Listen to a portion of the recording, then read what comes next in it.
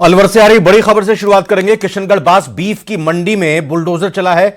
गौकशी और बीफ बेचने वालों पर पुलिस का एक्शन देखने को मिला है। झोपड़ियों और फसलों पर प्रशासन का बुलडोजर चला है। मंत्री संजय शर्मा के एक्शन के बाद यह बुलडोजर चला है। तो अलवर की बड़ी खबर आपको बता रहे हैं, जहां पर किशनगढ़ बास बीफ की मंडी पर बुलडोजर चला है। गौकशी और बीफ बेचने वालों पर पुलिस ने एक्शन लिया है। झोपड़ियों और फसलों पर यह प्रशासन का बुलडोजर चला है और मंत्री संजय शर्मा के एक्शन के बाद यह बुलडोजर की कार्रवाई हुई है।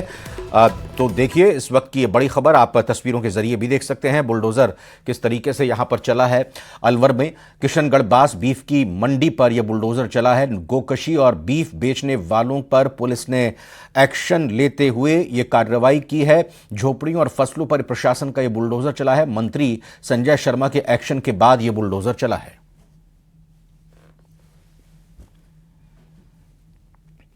तो बड़ी खबर इस वक्त आपको दिखा रहे हैं तस्वीरों के जरिए। बड़ा पुलिस जाब्ता इस दौरान ये जब एक्शन हुआ प्रशासन का उस बीच देखने में मिला, क्योंकि प्रशासन पूरी तैयारी के साथ, पुलिस पूरी तैयारी के साथ, दल बल के साथ वहां पर पहुंची थी। अलवर के किशनगढ़ बास बीफ की मंडी पर यह बुलडोजर की कार्रवाई हुई है। गौकशी और बीफ बेचने वालों पर पुलिस ने यह तगड़ा एक्शन लिया है। तस्वीर में आप देख सकते हैं ये यहां पर अवैध तरीके से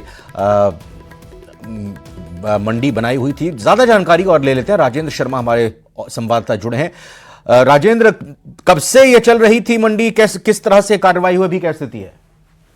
जी, ये लंबे समय से यहाँ पर तो ये बीफ की मंडी चल रही थी, लेकिन शिकायत के बावजूद भी पुलिस और प्रशासन के जो अधिकारी हैं उनके द्वारा कोई कार्रवाई नहीं की जा रही थी। लेकिन अब सोशल मीडिया पर वीडियो वायरल होने के बाद और मीडिया में मामला उजागर होने के बाद अब पुलिस प्रशासन और सरकार हरकत में आई है और अब एक्शन जो है वो किया जा रहा है। और इस वक्त बुलडोजर की जो कार्रवाई है वो चल रही है और बुलडोजर की कार्रवाई के दौरान 3 बुलडोजर चल रहे हैं और बड़ी संख्या में पुलिस और प्रशासन के अधिकारी मौके पर मौजूद है। अतिरिक्त पुलिस जाब्ता यहाँ बुलाया गया है और फिलहाल जो जेसीबी की तीन जेसीबी हैं वो अतिक्रमण को, जो अवैध रूप से बनाया हुआ अतिक्रमण है, उसको हटाने के लिए यहाँ मौके पर जुटा हुआ है।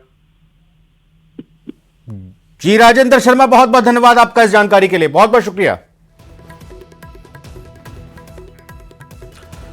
और आइए अगली खबर का रुख करते हैं। लोकसभा चुनाव से ठीक पहले राजस्थान में बड़ा सियासी उलटफेर हुआ है। कांग्रेस के पूर्व मंत्री महेंद्रजीत सिंह मालवीय ने आज बीजेपी का दामन थाम लिया।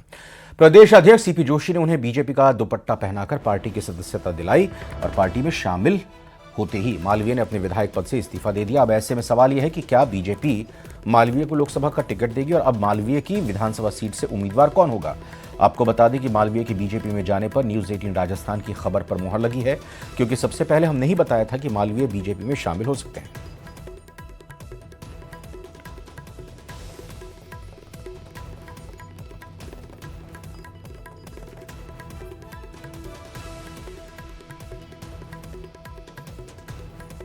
लोकसभा चुनाव से ठीक पहले राजस्थान में बड़ा सियासी उलटफेर हुआ है। कांग्रेस के पूर्व मंत्री महेंद्रजीत सिंह मालवीय ने आज बीजेपी का दामन थाम लिया है।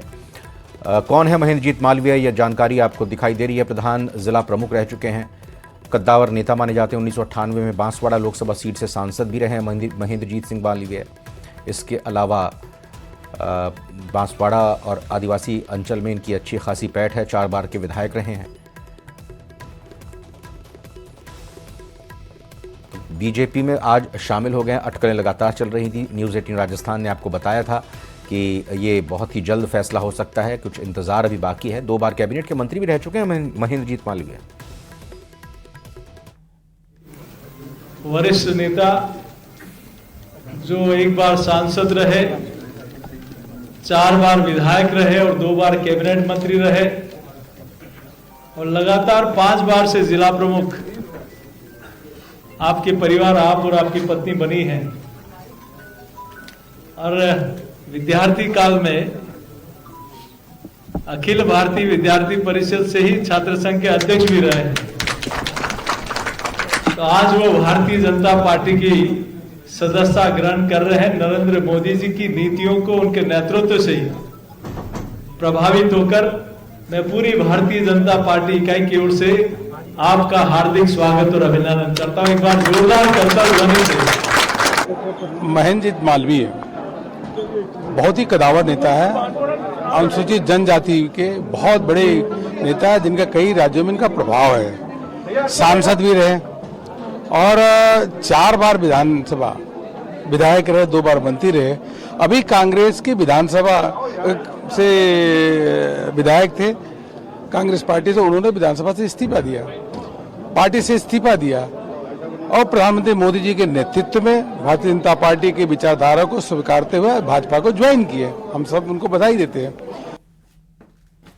दिल्ली में अमित शाह साहब और हमारे राष्ट्रीय अध्यक्ष जी नड्डा साहब से मुलाकात हुई और माननीय हमारे राजस्थान के युवा मुख्यमंत्री जी मुझे साथ लेके गए और मुझे भारतीय जनता पार्टी में आने का अवसर मिला। एक बात मुझे कहते हुए मन में दुख है कि कांग्रेस पार्टी ने भगवान राम मंदिर के बनाने के बाद जब 22 तारीख को प्राण प्रतिष्ठा महोत्सव हो रहा था और वहां जाने के लिए मना कर दिया, ये सबसे बड़ी मुझे ठेस लगी।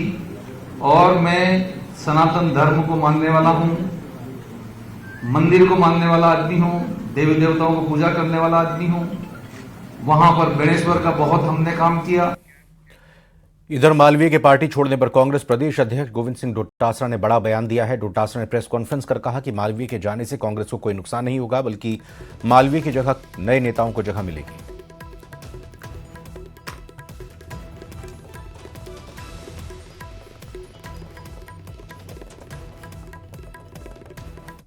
मालवीय जी ने आज भारतीय जनता पार्टी ज्वाइन की।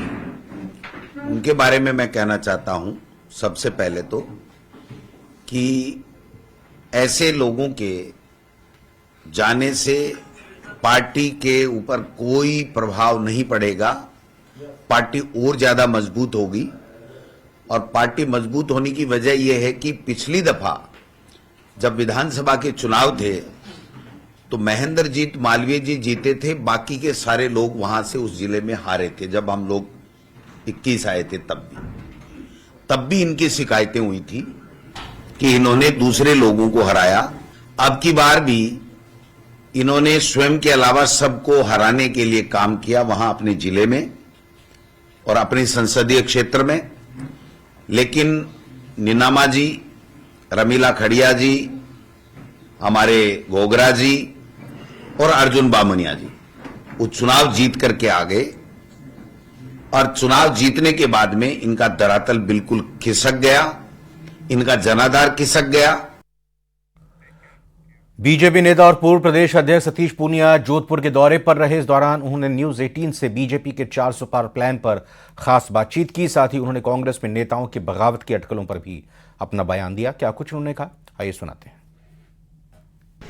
भारतीय जनता पार्टी के कद्दावर नेता और पार्टी के पूर्व प्रदेशाध्यक्ष डॉक्टर सतीश पूनिया जोधपुर में हैं। विगत दिनों जयपुर में बैठक हुई है और अब बीकानेर में बैठक होने जा रही है। लोकसभा का आगाज है। अब की बार 400 पार, यह नारा अभी कुछ समय पहले प्रधानमंत्री नरेंद्र मोदी ने भी वर्चुअल संबोधित करते हुए दिया था। क्या मायने निकलेंगे इसके? इसके मायने ये हैं कि 370 भारतीय जनता पार्टी और 400 एनडीए, प्रधानमंत्री जी के कहे गए इस लक्ष्य में उनका आत्मविश्वास भी दिखता है और कार्यकर्ता, समर्थक और शुभचिंतकों से एक उम्मीद भी दिखती है कि सब लोग इस लक्ष्य के लिए जी जान से प्रयत्न करेंगे। और जिस तरीके से 17-18 को अभी जो राष्ट्रीय परिषद संपन्न हुई है उसमें इस नारे को फिर से दोहराया है। इसलिए मुझे लगता है कि जिस तरीके से प्रधानमंत्री मोदी जी के नेतृत्व में देश में जो बदलाव आया है, उस बदलाव के पीछे इस नारे की सार्थकता साफ दिखती है। पूनिया जी, एक बदलाव और आया है जहां कांग्रेस का भी ये आरोप है कि जो कांग्रेस के लोग थे जिन पर आरोप लगते हैं या जो भी है वो सभी आप भारतीय जनता पार्टी की गोद में हैं। देखिए, आरोपों का कोई स्थायी आधार नहीं होता और राजनीति में आलोचना, प्रत्यालोचना, समालोचना ये राजनीति का एक, लोकतंत्र का एक जरूरी सा हिस्सा है। इसलिए मुझे नहीं लगता कि लोगों ने गुण अवगुण के आधार पर जो चीजें कही हैं, पर इसके पीछे मंशा ये है कि आज भारतीय जनता पार्टी की इतनी बड़ी जो शक्ल बनी है, इतना बड़ा जो दायरा बना है, उसमें अनेक विचारों के अलग अलग लोग समय समय पर पार्टी से जुड़ते रहे हैं। ब्रेक का वक्त हुआ है, तुरंत लौट कर आते हैं।